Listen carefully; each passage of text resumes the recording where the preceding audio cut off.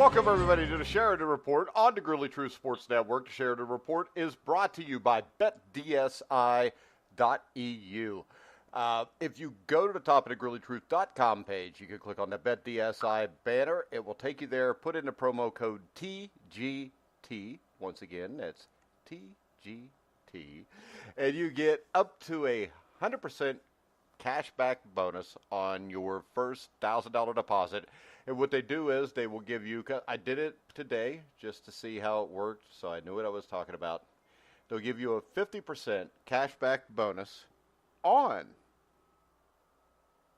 the sports book. So, like if I put $100 in, they'll give me $50 extra to play with the sports book. They'll give me $50 more to bet with the casino. So make sure you check out BetDSI. Also, we're brought to you by the Handicapping Guide, which you can go halfway down on the page, and you can take your horse betting to the next level. Hit the THG banner with the premier horse racing tips, and that will take you there with Phil Rankin. And that is $5 a day for multi-tracks. I think it's 4 tracks altogether, so make sure you check them out. And make sure you check out Friday night. Phil, Vince DeGregory, Bobby, and myself as we count down and preview the Belmont Stakes. I am your co-host for the Sheridan Report, Mike Goodpasser. Right now, I'd like to welcome in my co-host, Bobby Sheridan. How you doing, Bobby? I'm doing great, Mike. And that Belmont is going to be especially good because you're going to have a battle there with War of Will and Tacitus. Tacitus is back in this year. Back in this race. He took the Preakness off. Remember, this was the Kentucky Derby winner who was DQ'd. So we've got War of Will against Tacitus. So I'm anxious to hear what those guys think about that duel and if anyone could beat them. So that'll be fun on Friday night. All right, Bobby. So we're going to start off with a little ode to Toronto. We're going to talk about the NBA Finals tonight, Game 3. Also, towards the end of the show for on this day, the Sky Dome opened today, so we're going to talk a little 1989 Toronto Blue Jays today. This is dedicated to all our friends and fans in Toronto, and especially the mighty Lucas Weiss. All right, Bobby, NBA Finals, Game 3 tonight. What's your take? Well, my take is, personally, I'm going to watch the game in terms of making a bet on a side. Everybody knows that's been listening is I have a large series bet on Toronto, which I still like. I'm still very confident with that game. With that bet, with the series. But there's too much unknown factors for me in this game. There's no value in the line tonight. It's down to 4.5 now. I cannot recommend a wager in this game on Toronto. I'm hoping they win, that's for sure. I am going to take the under, like I did the other night, and that line has crept back up to 213.5, so you're getting an extra point. Not sure why that number moved up. I guess the overbettors thought there was some value there. That's pretty much where the line closed in Game 2. But anyways, I've taken the under for tonight's game. I think it's a defensive-oriented play. I think most of the play is defensive-oriented, and it only takes one little bad stretch of the offense there, and you saw it at the end of Game 2 that doomed the over. And so, Mike, I've got a big play brewing on Toronto in Game 4 if things line up the way I'm hoping they do. And I've got to watch tonight. We've all got to watch and see how this plays out tonight. But Game 4 is when I think we can go wheelbarrow in. But let's just wait and see how tonight goes. But I'll be on the under. All right. In Indiana, we call it balls deep, Bobby. Well, you know what? Hey, whatever works. Whatever gets the point across, we might be balls deep in Game 4 on the Raptors. You got me to say it. Okay. You win. What do you think, Mike? What do you think about Game 3? Game 3? I think the Raptors are going to win this game. And actually, for me, I put a big bet on it. I think they're going to come out. I think they're going to play really well in this game. Actually, what I did was the money that I got as my bonus on the Bet DSI, I just bet it all on the Raptors tonight because you're getting pretty good odds. And what the hell? I think that Mike, the Raptors are every bit as good. Yeah, I do too. Now, you mean on the money line? You on the money line. I didn't take no damn points, Bobby. I bet it straight up. So you That's got how plus sure I 170, am. something like that. Huh? You got plus 170, something like that. Yeah, 160. it was plus Okay. 175 actually. I think when I Oh, bet it, great, and that great. was yesterday. I think it is down to like maybe a plus 150 or 155 now. Yeah, very good, Mike. I think that's a good bet. I'm going to be rooting for that. I'm hoping. On my sheet on the report, we've actually got the under played, and we'll see what happens, Mike. Toronto and under would be a good thing. All right, Bobby. Major League Baseball. What do you got before we talk a little Toronto Blue Jays? Sounds good, Mike. Well, Major League Baseball, I'm finally talking from a position of joy here. I mean, instead of frustration, we swept the card yesterday, Mike. We went 6-0, as you know, and as the listeners probably know, and as my followers and clients know.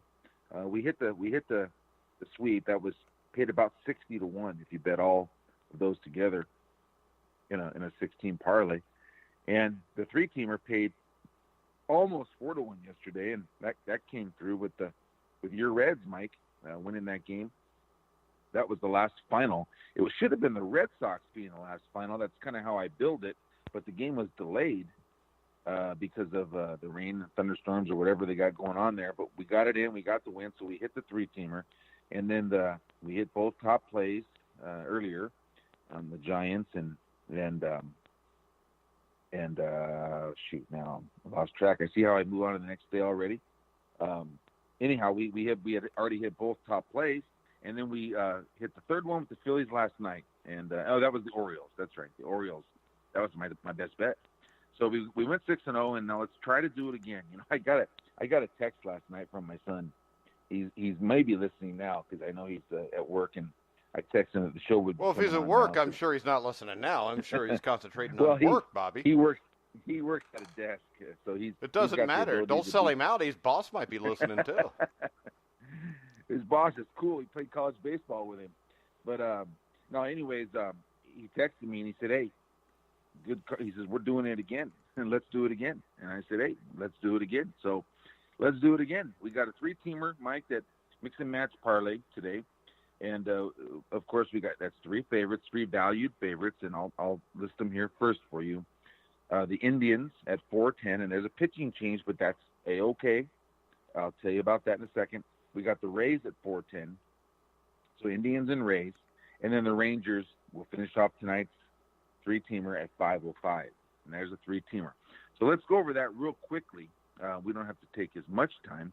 But in terms of that first game that we gave you, the Indians, that's a pitching change, Mike. And that was scheduled to be Carrasco over Martin Perez. And that's Cleveland over Minnesota. And, Cleveland got them yesterday. It was a nice win for them, 5-2. They had a really well-pitched game. And I anticipated them to play really well in this series and to take this series. And the game that I had pegged was tonight's game. I thought Martin Perez would be the guy they could beat. I like the matchup for Cleveland there. And Martin Perez, left-hander that got out of the gate very, very fast, has not pitched as well the last couple outings. And I think tonight he's going to struggle. So we've got Carrasco, who's a perennial pro, very good pitcher, not been at his best either the last few starts, but I like the Cleveland to score some runs tonight. But we actually maybe got a break because what they're going to do is they're going to go with Tyler Clippard, who, as we all know, is a reliever. So they're going to go ahead and use an opener, and they're going to staff this game. We used to call it staff, Johnny All-Staff, right? The whole, 5 of them are going to throw. Well, now they just call it an opener and use 3 or 4 of our bullpen guys and whatever they want to call it now. But that's what's going to happen. And, that sometimes is very effective, Mike. And so I like Cleveland tonight in that opener there. And then we've got 2 others, Tampa Bay. Don't look now, but Blake Snell, the reigning Cy Young, he has not been their ace this year. He, in my opinion, has been replaced by Charlie Morton, guy they got from the Astros. And Charlie Morton is pitching tremendously. And we got Morton, who I think is their ace this year, off of a loss, off of a Tampa Bay loss. And, aces, guys that are having big years, they do a good job of stopping losing streaks. So Tampa Bay I like as a pretty significant favorite at Detroit. And then let's finish it off with a lefty that you've heard me talk about many times on the show. He's come through for us a few times. This is a battle of lefties. You got John Means against Mike Minor. And I think Minor's got the better of it here, Mike, with the matchups. I think his offense will perform well in this game for him. And I think Minor will outpitch Means in this game. And that's a pretty significant 170 favorite. So I think that's a pretty solid three-teamer. I would put it in, definitely put it in. It's not as high paying as yesterday's. It's in the low threes, like maybe 330, something like that for 100. Yesterday's was closer to 375. So that's a three-teamer, Mike. Now, I'm going to give you, I've got two top plays again tonight, and I've got an early play. So yesterday I gave out both top plays and held back the other play, which was the Phillies. And tonight I'm going to give out one of the top plays and hold back one of them. I'm going to hold back our best bet, Mike. But I'm going to give out the other two. So the Diamondbacks today at 12:40. That's in 23 minutes. Okay. The Diamondbacks are in a good spot here. They've got Duplantier, hard-throwing right-hander, going against Maeda. I think we can hang in this game, Mike, in the first 5-6 innings, whether that's 2-2 or 5-5. I don't know. But I think we can get this to a bullpen game. And the Dodgers have benefited lately from handing the ball straight to Jensen, the closer, who has closed out 3 in a row in dominant fashion for them. But this game is a game they're not going to be able to hand the ball right to him. If the Dodgers have any Achilles heel, it's their bullpen before Jansen. So that's going to be put to the test today at Arizona. So I think the Diamondbacks can match them, win that second game that we always talk about. Being at home in the second game, the Dodgers won't use Jansen unless they've got the lead. So they won't where Arizona will use their closer in the ninth to go to extra innings or to try to win it in the bottom half. And I think maybe we'll have our closer in today trying to close out a rare win over the Dodgers. So I'm going to take the Diamondbacks at plus $1.50, straight bet over the Dodgers. I'm going to hold back my top play, which is the best bet on the card. I'm going to hold that back. But I'm going to give you the other top play, and that's a 4 o'clock start, and that's in Pittsburgh. I've got the Pirates as a small home dog over the Braves. And if you remember yesterday, we had the Braves as part of our three-teamer, and now we're flipping. We didn't like yesterday's matchup. The left-hander was going against Pittsburgh, and baseball is weird sometimes. The Pirates scored runs, which I thought the Braves would beat them in a lower-scoring game. The Braves beat them in a higher-scoring game. That's because the Braves were also going against the number 6 starter, Peralta. So they had two ways to really win that game, and they took advantage offensively. Well, today I think the Pirates got a matchup that they're going to do well with. And I think the Pirates are definitely going to score some runs today. And if we get any kind of a pitching performance today, we'll be in good shape. And that's Joe Musgrove, who basically has pitched well for them. He's thrown in a couple bad ones, but he has shown the ability to come back with a good one. And that's what I'm hoping for today, that he throws any kind of a game today. I think they're going to score 7-8 runs today, Mike. So I think any kind of a game today from him, we should be in good shape. Gaussman for Atlanta has really struggled. So to make him a road favorite like they are today is very risky. It's a very poor bet to be on Atlanta. So Pittsburgh's a solid bet. There's your baseball, Mike. I'm holding back the top play. I love that game tonight. And I'm not trying to sell $5, clicks on my website. It's not what I'm about, but I'm just showing a little bit of restraint, a little bit of integrity for my fans and my followers that do purchase those items. So anyhow, Mike, there's your baseball. All right, Bobby. And as I said before, on this day, what arena was opened? Skydome, Mike. Skydome, 1989, which is now the Rogers Center. Same stadium. Now, what was the name the place they played in before that? Because they played in it only sat like 35 or 36,000. You remember was it Exhibition Stadium? I can picture it. Say that again. I think it was Exhibition Stadium, wasn't it? Exhibition? No, Exhibition was Montreal, wasn't it? No, Montreal was the Olympic Stadium. Oh, okay, then you're right. I think you're right. All right. And the Just first doing team off I memory. remember being real good here was the team in 1985 that had George Bell, Lloyd Mosby, Jesse Barfield in the outfield, I think Tony Fernandez in the infield. And the stud pitcher there, they had Dave Stieb and Doyle Alexander. Now, remember the name Doyle Alexander because they also had Jimmy Key. They had three great starting pitchers. And in 1985 at Exhibition Stadium, they go to the ALCS. They win the first two games against Kansas City. They win Game 4 at Royal Stadium, have a 3-1 lead. And they have Jimmy Key going. He pitches great, but Danny Jackson throws a shutout to make it 3-2. They go back home, though. All they got to do is win one of two. They lose both. Doyle Alexander gets beat, and then Dave Stieb loses. 1987, the interesting thing is one of the great pennant races in baseball history when, you used to have pennant races. And it went down to, I think, the last game of the season, the Tigers and the Blue Jays, and Doyle Alexander was the pitcher for Detroit at that point. And I think that he was traded, Detroit got him. And I think, didn't they give up like Biggio and Bagwell or the rights to those guys? Or it was somebody that ended up being really good. But Not those guys, but you're right. who was it, though? Those guys. I can't remember who it was.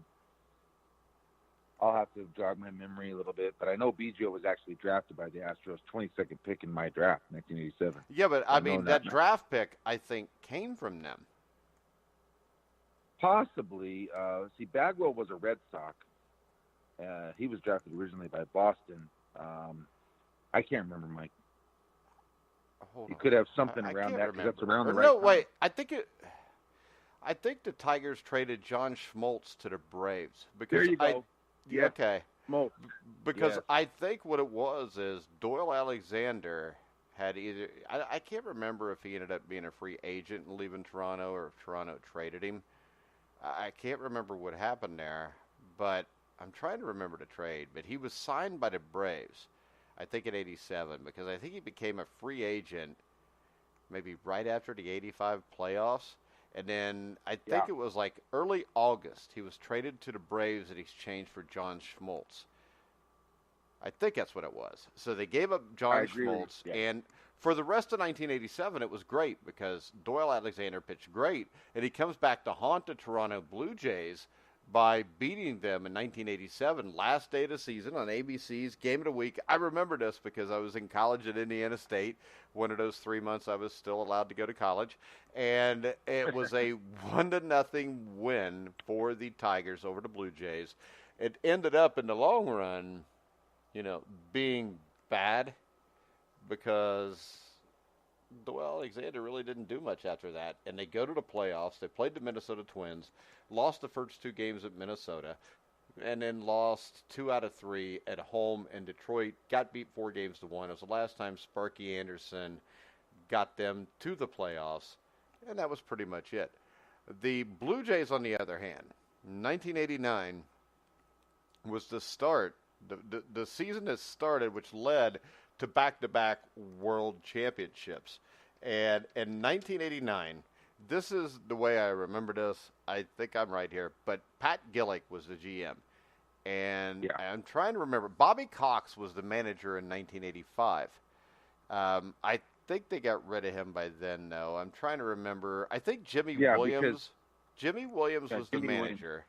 And about halfway through the season, the Blue Jays fired Jimmy Williams, and they hired Cito Gaston.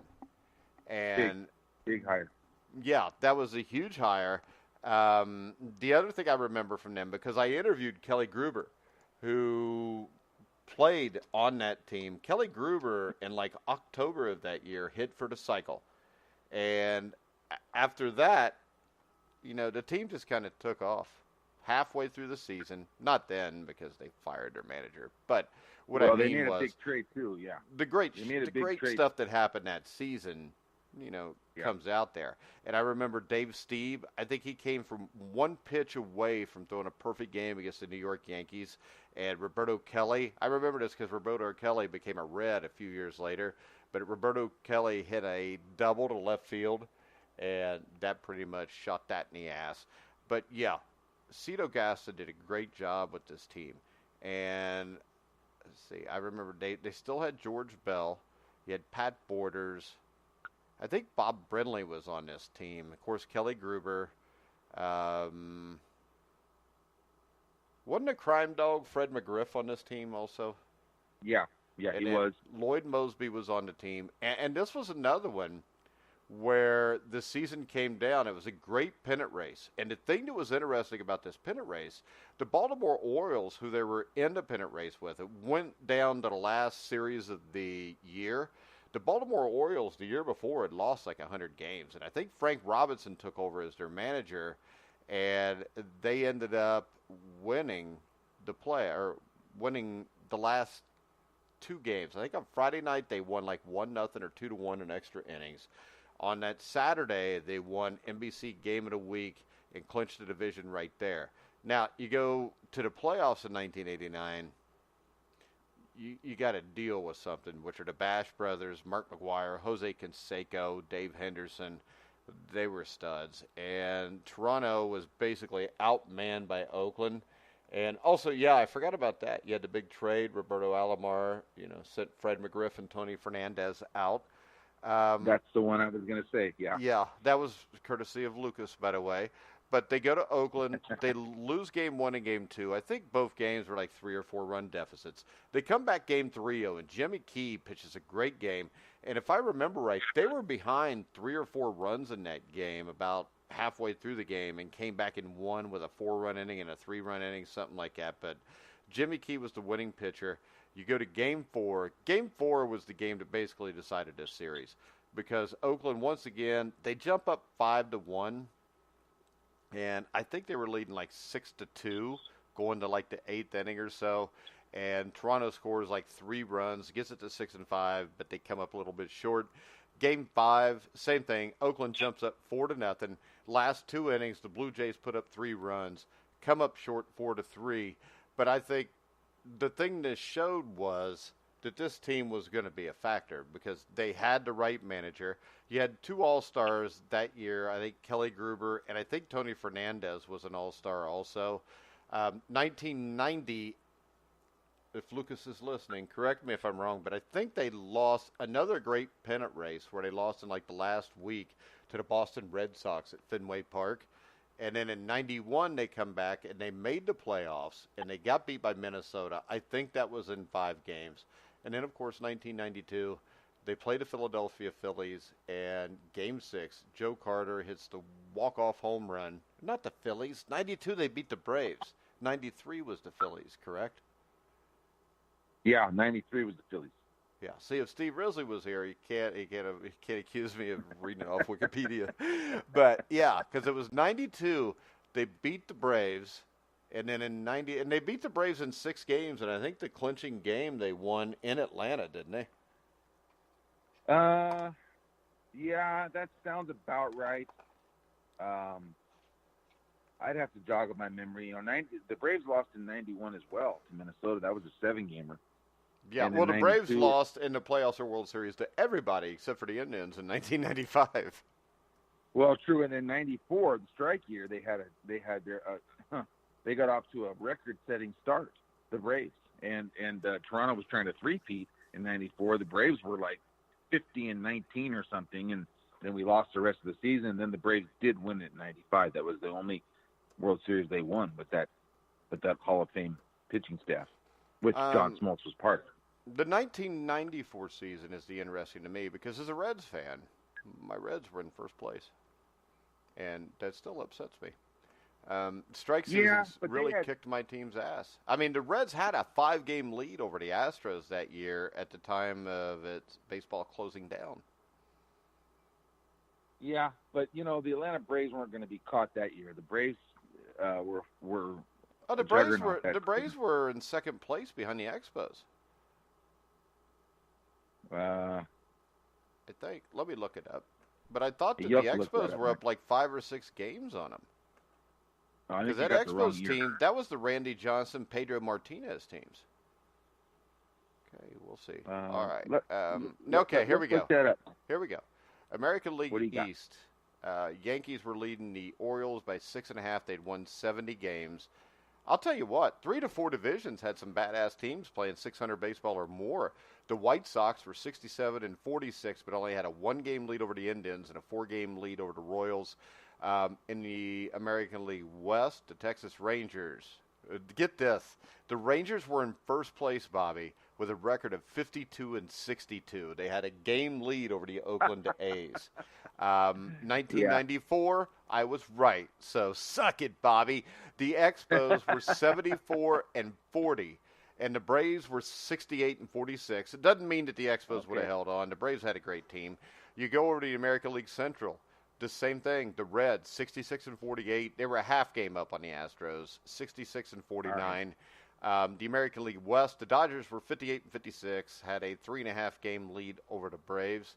So this would have been the first year where you would have actually had division playoffs, I believe, because I think the first year that we actually had the divisional playoffs was 1995, and I remember that because it's the last time that the Reds won a playoff series. And Lucas chimes up that the Expos were the best team in baseball, and I want to tell Lucas we don't know that because they didn't finish the season.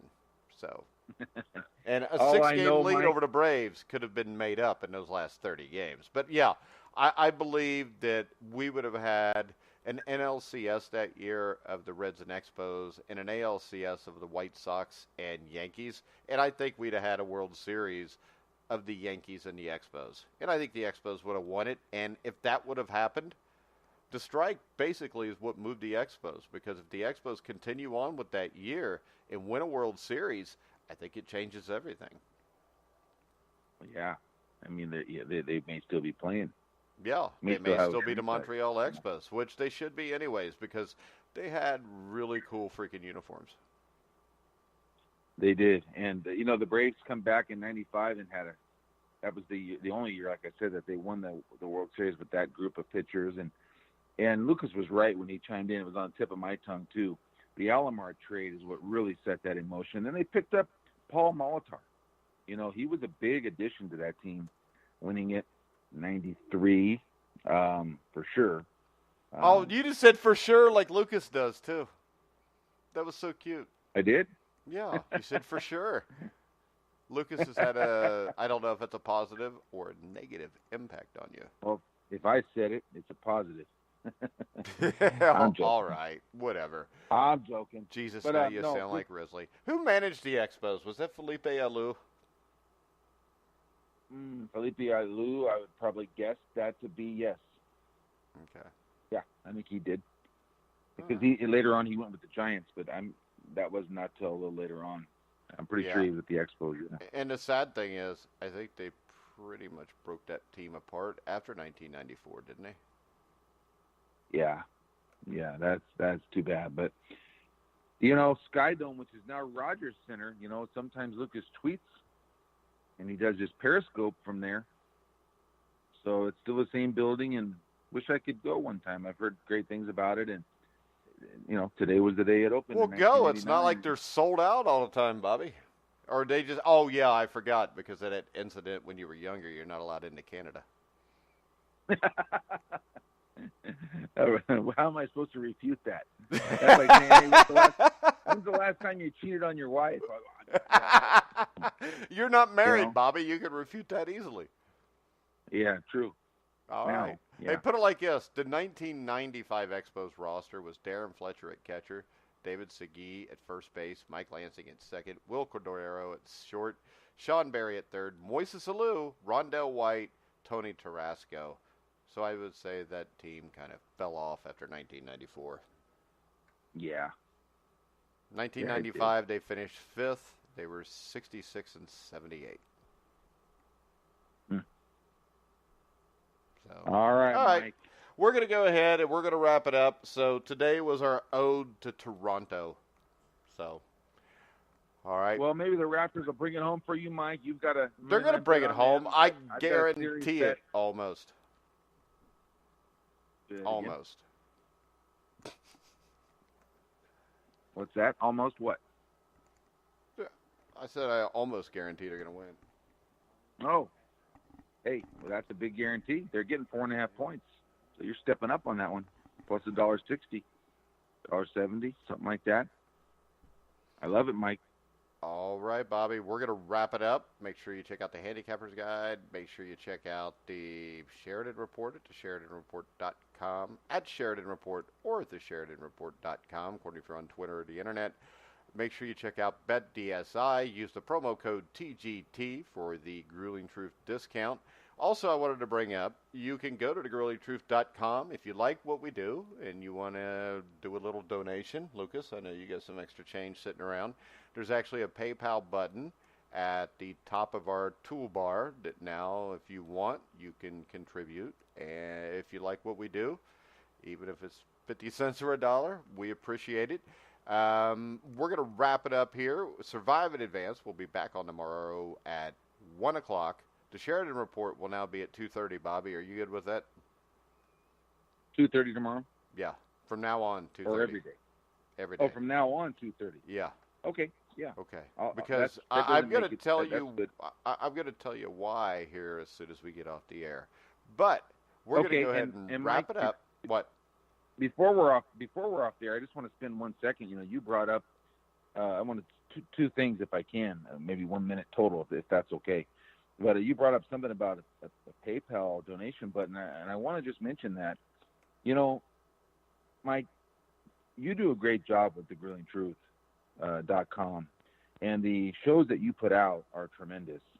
The content you put out, the banter, I know there's a lot of fans that must really appreciate every day, and I think it's a good idea that you're doing that because, you know, the fans need to realize that the sponsorship money that you get from this, and I know this just because we're friends, you know, it doesn't cover it. You know, it's not enough to sustain the type of service that you want to provide in the daily shows and this and that. And to me, it reminds me of something that like you would find a nonprofit just trying to kind of keep the doors open for everybody. And I think it's a great thing. And I think anybody that can go on there and donate $5 or $2 or anything that helps, if they get enjoyment from the shows that they listen to, we've got to keep the shows going. You've got to keep the shows going, the ability for them to go. And I think it's a good thing that you put that up there, on there, because I know there's got to be a lot of fans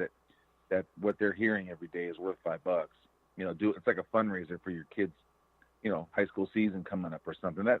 I think that's definitely a viable thing, Mike. And the other thing I want to point out is at the French Open, they had rain today, so that was all washed out. And I've got a selection on there.